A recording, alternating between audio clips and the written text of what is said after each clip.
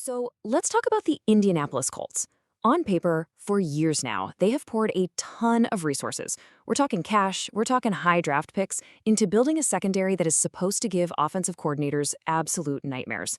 And I don't just mean a good group of guys. I mean, the plan was to build a legitimate no-fly zone, a lockdown crew that could shut down even the craziest, most explosive passing attacks in the entire league. GM Chris Ballard has been super aggressive, right? Shelling out huge contracts, pulling off blockbuster trades, all for this one goal: to create one of the most feared defensive backfields in the AFC. But as we're about to get into, the real story here, well, it isn't about the potential or the Pro Bowl resumes. It's about a massive, high-stakes gamble to turn what has been a deeply frustrating what-if into a dominant, game-winning reality. All right, let's really get into it. You know, the biggest issue for the Colts secondary, and honestly for their whole defense, is this absolutely massive gap between what they hope to be and what they've actually been. On one hand, you've got the grand vision. It's this beautiful picture of Sauce Gardner, their huge trade acquisition, just completely erasing one side of the field. You've got Charvarius Ward, their 9-figure free agent, just physically bullying receivers. And then you have Kenny Moore II, the heart and soul of the whole unit, locking down the slot. That's the dream. That's the blueprint, right? And then there's the cold, hard reality of what actually happened on the field last season. And this chasm, this huge gap between what this unit was built to do and what it was actually able to pull off, it wasn't just some small problem. No. It was a season-long crisis that had the team constantly scrambling and really threatened to blow up their entire defensive philosophy. And this number right here, this might just be the entire problem in a nutshell. 77. That is the grand total, the number of snaps that the Colts' 3 starting corners, their elite, super expensive, hand-picked trio of Gardner, Ward, and Moore, were on the field together for the entire 2025 season. 77. Just let that sink in for a second. To give you some perspective, a typical defensive starter, if they're healthy, they're going to play over 1,000 snaps in a season. The Colts defense as a whole was on the field for way more than 1,100 plays last year. So what does that mean? It means the grand vision, the billion-dollar plan for this secondary, was real for about 6% of the season. That's less than one single full game's worth of action. It's a statistic that's almost hard to believe, and it just proves that tough truth in the NFL.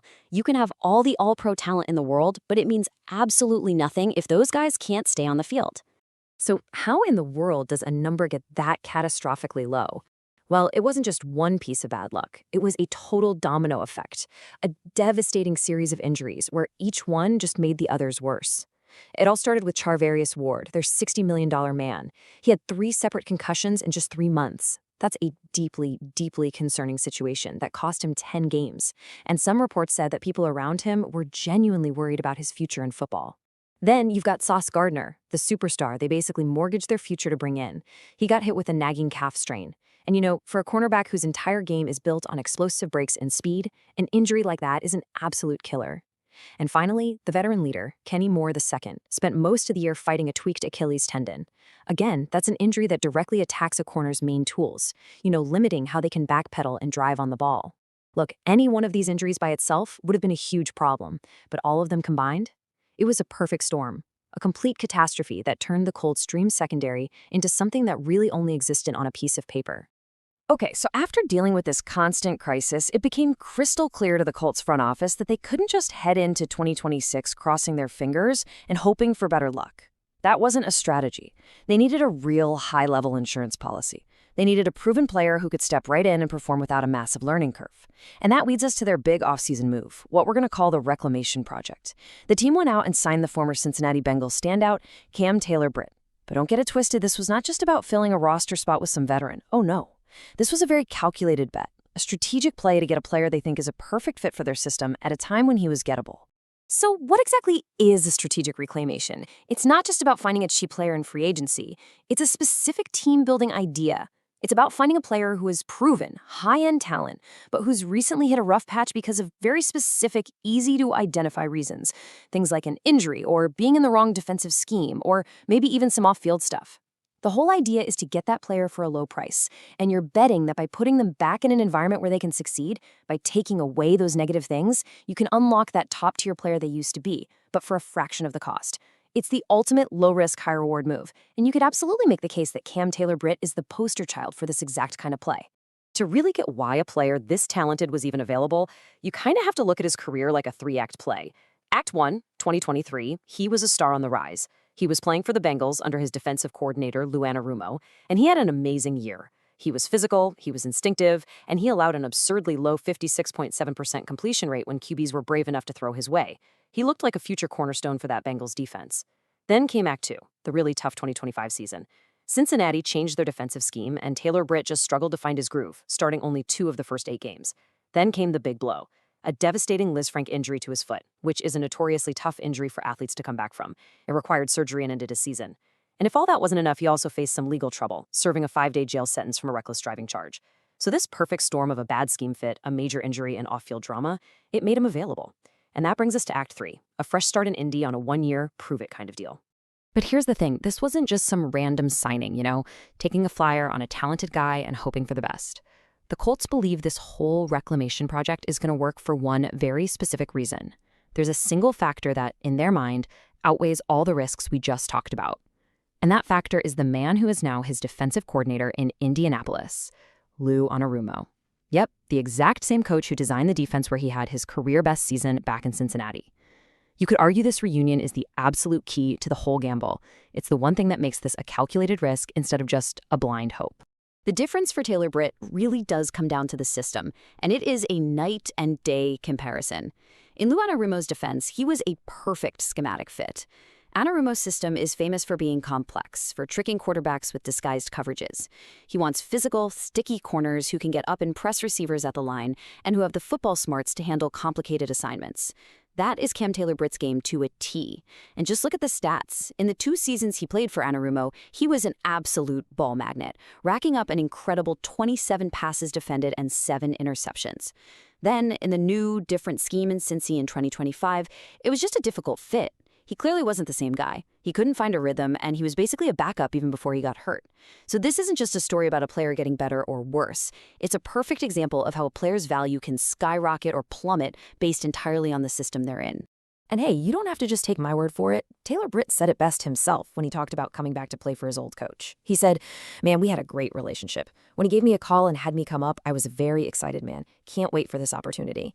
That quote right there tells you so much. It tells you there's already a foundation of trust, a deep level of respect, and a real genuine excitement to get back to work with a coach he knows he can be great for.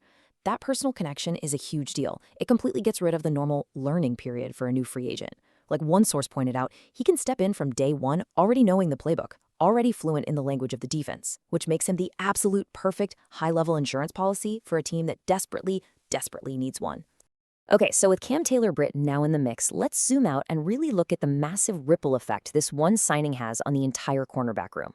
The main goal might have been to guard against another injury disaster, but what the Colts have actually done is create what one analyst is already calling one of the best cornerback depth charts in the entire league. In just one move, they've gone from being dangerously thin and vulnerable to having what you could only call an embarrassment of riches. The quality of their depth is now, without a doubt, a legitimate strength of this football team. I mean, this signing completely transforms their depth chart. Yeah, your top tier of starters is still that elite, but let's be honest, undeniably injury-prone core of Gardner, Ward, and Moore. But now, look at that second tier. The go-to backups.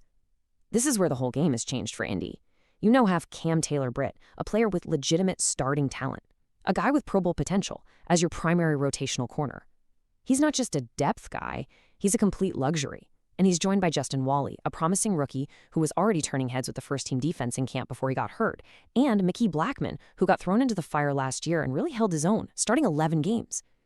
This is now a battle-tested, experienced, and versatile group of backups, and adding Taylor-Britt creates this powerful domino effect. It pushes everybody else down a spot, which makes the competition in that third tier just incredibly intense. Guys like Jalen Jones, who once looked like a future starter, and Jonathan Edwards, who started 5 games last year because they had to, are now squarely on the bubble, fighting for their football lives. That is the kind of fierce internal competition that forges an elite unit. So as we start to bring this all together, we have to look at this move for exactly what it is. It's a fascinating, high-stakes gamble by the Colts front office. It's a move that's loaded with both immense, potentially league-altering upside, and some undeniable risk. They're betting on a person, they're betting on a coach-player relationship, and they're betting on their own ability to create the right environment, hoping that the reward at the end is going to far, far outweigh the potential problems. It is the definition of a calculated risk, and it's the kind of move that can define a championship run, for better or for worse. At the end of the day, whether this big bet pays off really comes down to two big ifs. First, if Cam Taylor-Britt is fully healthy, is he truly 100% recovered from that really serious Lisfranc foot injury and ready to get back that elite athleticism that his game depends on? And second, if he is totally focused, has put his off-field problems behind him, and is completely committed to this second chance. Now, if the answer to both of those very important questions is a huge yes, then Chris Ballard and the Colts front office might have just pulled off an absolute masterpiece. They will have landed a premier, starting-caliber cornerback, one who is a perfect fit for their defense for what is almost certainly a bargain bin one-year contract. It is the very definition of a high-reward play. And so that leaves us with the ultimate question, right? The one that's going to define the Colts' entire season. They started this journey trying to build a no-fly zone. They have the elite, top-tier talent. They've now brilliantly protected themselves by adding depth with a calculated high-upside signing. They have the perfect coach in place to get the most out of all these guys. So is this the move that finally puts all the pieces together? Is Cam Taylor-Britt the reclamation project? The final critical piece of the puzzle that turns this secondary from a frustrating collection of what-ifs into the NFL's next truly elite defense? Only time will tell, but the bet has officially been placed. So what do you guys think? Is this the move that puts the Colts over the top? Let me know what you think down in the comments below. And if you enjoyed this breakdown, make sure you subscribe to the channel NFL Nexus and hit that like button so you don't miss our next deep dive. Thanks for watching. And hey, before you go, if you're looking for a great gift for the football fan in your life, young or old, you can help support the channel by checking out our NFL-themed coloring books. They're perfect for kids, grandkids, and even adults. You can find them by using the link in the description or by scanning the QR code on your screen now.